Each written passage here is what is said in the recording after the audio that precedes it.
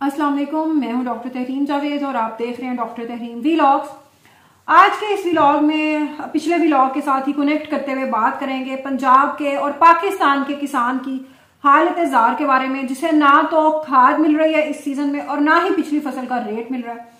इसके अलावा जावेद चौधरी साहब की एक वीडियो सोशल मीडिया की जीनत बनी रही, जो बेसिकली जिसको डब किया गया था, जिसमें आवाज कुछ और थी और कह वो कुछ और रहे थे। उनकी ही एक वीडियो, उनके एक वीलॉग से बेसिकली एक क्लिप निकाला गया था, उसके बारे में बात करेंगे। और ये साइंटिस्ट, ये साइंसदान कौन है जो ये कारनामे अंजाम देते हैं, इसके बारे में।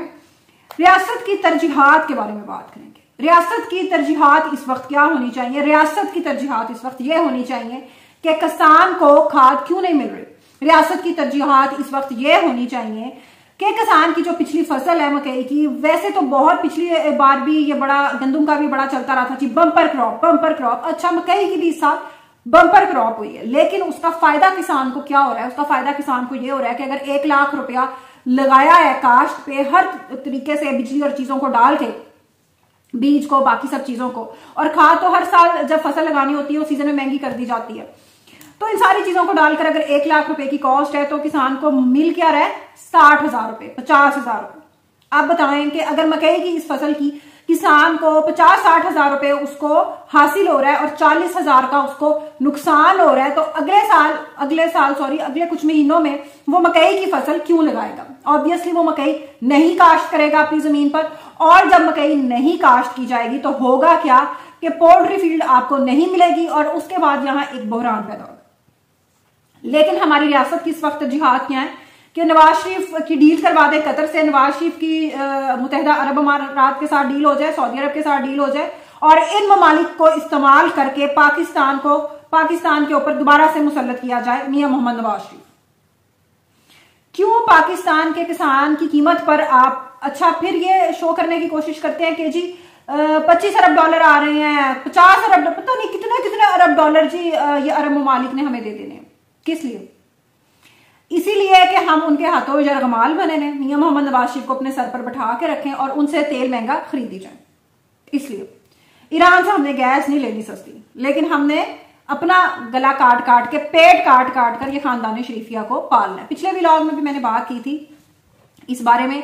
अक्सर लोग सोशल मीडिया पर भी कि जी पीआईए को प्राइवेटाइज करने में क्या मसला है? पीआईए को प्राइवेटाइज करने में यह मसला है कि आपके जो वजीर हैं निजकारी के, फवाद हसन फवाद साहब, जो इनके प्रिंसिपल सेक्रेटरी रह चुके हैं खानदान शरीफिया के लिए, जिनकी वफादारी की आला तरीन खिदमात हैं और उन खिदमात के मुआवजे के तौर पर उनको वजीर बनाया गया, वो साहब किस तरह जो शरीफ खानदान के ये सारे कारोबार जब प्रॉफिट में चल सकते हैं, मुनाफे दे सकते हैं, इसहाक डार को हर कारोबार में मुनाफा हो सकता है, शहबाज शरीफ, नवाज शरीफ को मुनाफा हो सकता है, तो आखिर पीआईए को आप क्यों नहीं चला सकते? पीआईए को जल्दी जल्दी बेचकर क्यों भागना चाहते हैं?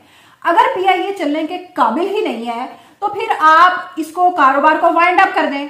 दूसरी पार्टी ने अगर उसको बेचकर मुनाफा कमाना है तो कमा आप क्यों नहीं सकते? क्योंकि आप कमाना चाहते ही नहीं, आपको काम करना ही नहीं है, आपको बस अपनी अगली इलेक्शन कैंपेन के लिए ज्यादा से ज्यादा आपको पैसे चाहिए। उसके लिए चाहे लोगों को आप हमेशा के लिए काट दें उनके गले, आपको इस बात से कोई फर्क नहीं पड़ता। ये हमारी रियासत की तरजीहात है। अब ये होगा कि फसल चूंकि अब बम्पर क्रॉप हुई है मकई की और वो अब जाया होगी, उसको ना स्टोर करने का कोई तरीका मौजूद है, ना उसको बेचने का बाहर के मुल्क में मौजूद है।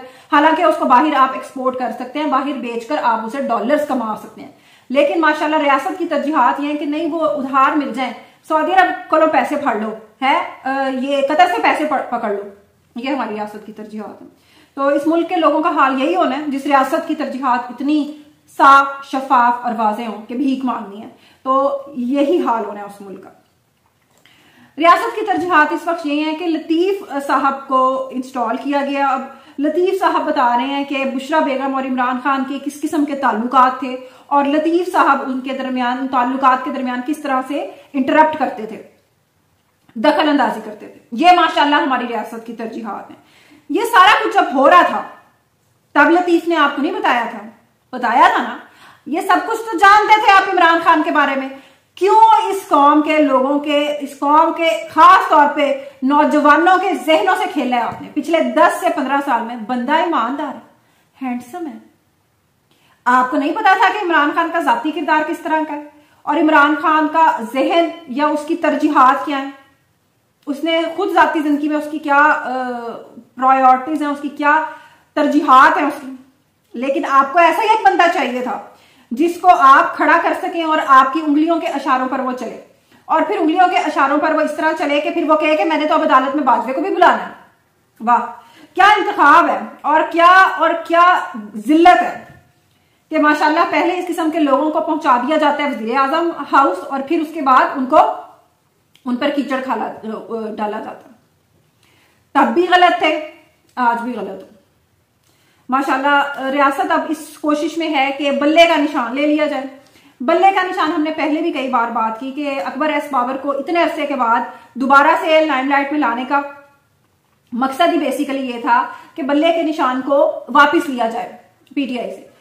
कोई फायदा नहीं है, बिल्कुल कोई फायदा नहीं है। आपने जो आर्मी पैदा की है 5th जनरेशन, आपने, मैं इस्तेमाल नहीं करना चाहती ऐसे लफ्ज, 5th जनरेशन वारफेयर के नाम पर आपने जो सिपाही बनाए हैं इस मुल्क में पिछले 10 से 15 साल में, वो सिपाही अब जंगे लड़ रहे हैं, वो सिपाही अब जंगे लड़ रहे हैं आपके ही खिलाफ।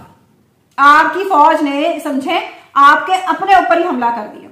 यही फौज है जो अब जावेद चौधरी की असली वाली फौज नहीं, ये 5th जनरेशन प्रोपेगेंडे के लिए जो फौज बनाई गई थी, जो इमरान खान के जानसार टाइगर जो सिपाही बनाए गए थे, वो अब अपने ही मुल्क पर चढ़ दौड़े। कभी वो जावेद चौधरी की डॉक्टर ये वीडियो बनाते हैं, उसको जावेद चौधरी बोल ये रहा है कि खाबर मानिका के बेटे भी, यानी कि बुशरा बेगम साहिबा के बेटे भी राजी हो चुके हैं इस बारे में बात करने के इमरान खान के। और उस वीडियो को बना दिया गया, उसको किस तरीके से उसको चेंज किया गया कि जी उनको नंगा करके मारा गया। और ये नंगा करके मारा गया, ये कहां से ये लफ्ज शुरू हुआ था? ये शुरू किया था आपके ही बनाए हुए प्यारे इमरान खान ने। अच्छा, हमारी बातों से नून लीग वाले ये समझते हैं कि शायद इमरान खान को लेकर आने वाले जो लोग थे वो कोई और थे और मियां मोहम्मद नवाज शरीफ को लाने वाले कोई और है। मियां मोहम्मद नवाज शरीफ को 3 बार भी वही लेकर आए और 4थी बार भी वही लेकर आने की तैयारी कर रहे हैं। तो मियां मोहम्मद नवाज शरीफ साहब ने वोट को इज्जत दो का बयानिया वो जाके फेंक दिया। यह नारा इस्तेमाल किया जाता है मासूम अवाम को बेवकूफ बनाने के लिए, सिविलियन सुपरमेसी। वाओ, क्या बात है, जबरदस्त। लेकिन जब करने की बारी आती है तो लेट जाते हैं। मियां मोहम्मद नवाज शरीफ कहते हैं भाई मैंने बनना है 4थी बार वजीर आजम, बाकी मुझे नहीं पता, जो मर्जी हो जाए। जी स्टॉक एक्सचेंज, वाह वाह क्या बात है, रीजन की जितनी भी स्टॉक एक्सचेंज हैं उनमें सबसे आगे निकल गई है। 60,000 70,000 नफसियाती हद अबूर कर ली, बुलंद तरीन बुलंदियों पर पहुंच गई। लेकिन इर्द गिर्द मुझे क्यों अपने स्टॉक एक्सचेंज के बढ़ने के असरात नजर नहीं आते? क्यों लोगों के घरों में खाने को नहीं है, लोगों के पास नौकरियां नहीं है, लोगों के पास बिजली के बिल भरने के पैसे नहीं है। ये एक झूठा, एक स्मोक स्क्रीन इस वक्त बनाई जा रही है और इससे ना पहले कभी आपको कुछ मिला है और ना ही इस बार आपको कुछ मिल रहा है। अल्लाह हाफिज।